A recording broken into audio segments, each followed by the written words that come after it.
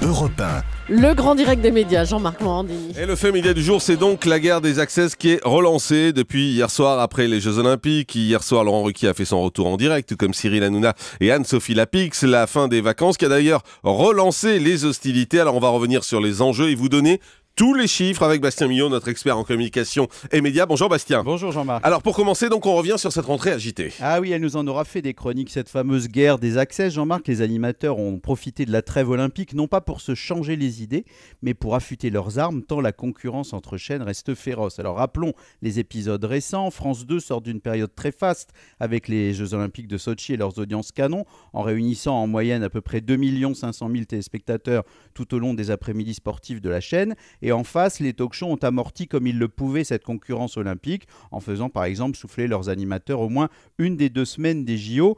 TF1 et France 3 de leur côté ont continué à dominer la tranche, mais avec des audiences en léger recul. Les vacances ont donc été studieuses pour les producteurs et les animateurs qui doivent conforter leurs audiences. C'est le cas évidemment de Laurent Ruquier et Catherine Barma qui jouent gros avec l'émission Pour tous sur France 2 et qui ont apporté dès hier quelques modifications. L'émission est dorénavant en direct pour jouer la carte de l'interactivité avec les réseaux sociaux et Laurent Ruquier y est davantage exposé, notamment en première partie d'émission, un peu comme dans son talk-show du samedi. Donc Jean-Marc, le but de ces changements il est évident, il faut relancer la machine en tentant de profiter de l'effet JO sur les audiences de France 2.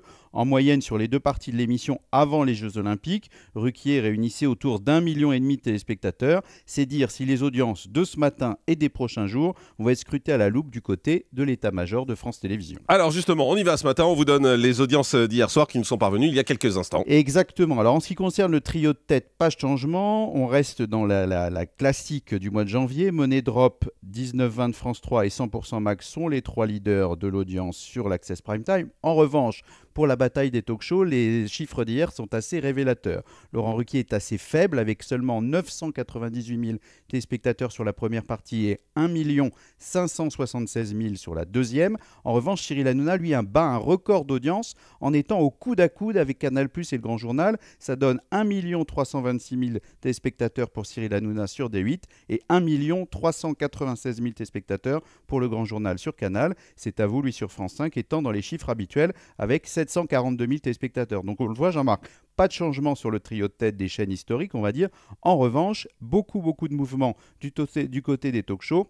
Et donc, il va falloir observer cette semaine l'évolution de ces audiences pour savoir si Laurent Ruquier, avec ce démarrage relativement faible d'hier, arrive à remonter la pente et si le record d'audience ne touche pas à mon poste sur D8 hier se confirme. Alors, ce retour de vacances, c'est également marqué par un duel à distance entre Laurent Ruquier et Cyril Hanouna. Ah oui, le moins qu'on puisse dire, c'est que les propos de Laurent Ruquier dans votre émission hier ont eu un fort retentissement médiatique. Alors, on sentait qu'il était un tantinet agacé par son collègue de talk-show Cyril Hanouna en disant « il faut que Cyril se calme » et de préciser d'ailleurs sans langue de bois, il y a de la place pour tout le monde, ce n'est pas en se faisant les dents. Oui, c'est pas vous qui allez dire le contraire. C'est pas en se faisant sauf pour moi, mais bon, c'est pas grave, ça c'est un autre problème. Ah oui, on y reviendra un jour. C'est pas en se faisant les dents sur les autres que l'on réussit. Parfois, ça porte même préjudice pour l'avenir. Alors évidemment, les déclarations ont fait le miel des différents sites d'information et ont abouti à une réponse du berger à la bergère. En l'occurrence, Cyril Hanouna dans son émission Touche pas à mon poste hier soir. Je vous propose d'écouter Cyril. Ce que j'ai pas aimé, je veux dire, il a dit, Cyril Hanouna, qu'il se calme. Ici, on se vanne tous. Valérie, on n'arrête pas de la vanner. Gérard et Nora, elle en prend plein la tronche. Jean-Luc, il n'arrête pas de nous vanner dans les 4 tiers. On se vanne. Lui, dès qu'on le vanne, alors lui, il a le droit de vanner avec ses chroniqueurs dont on n'est pas couché. Ils sont démontés quand il a un invité. Mais nous, on n'a plus le droit de vanner. Donc moi, Laurent, je l'aime beaucoup. Mais s'il nous dit qu'on n'a plus le droit de le vanner, bon, on ne le vannera plus. C'est ça s'il le prend pas avec humour. C'est bête. Il faut qu'il arrête, Laurent. C'est que de la télé. Et les petites guéguerres d'animateurs, les gens s'en foutent totalement. Ils viennent voir un divertissement que les autres vannent. Nous, on est dans la vanne. C'est tout. Vous voyez, donc en fait, il a raison. Ça reste des petites guéguerres entre animateurs. Le climat est plus tendu encore entre les chaînes avec les enjeux publicitaires qui sont évidemment très denses. Il faut faire de bonnes audiences à cet horaire-là pour garantir les recettes publicitaires des chaînes. Et du coup, parfois, les esprits peuvent s'échauffer un peu. Et quelque chose me dit, mon cher Jean-Marc, ce n'est pas pour vous déplaire, que ça n'est pas fini. Hop, en revanche, mon micro était fermé. Effectivement, merci beaucoup, Bastien. Exactement. On vous retrouve demain, bien évidemment, pour un nouveau fait média. Le grand direct des médias, Jean-Marc Morandini.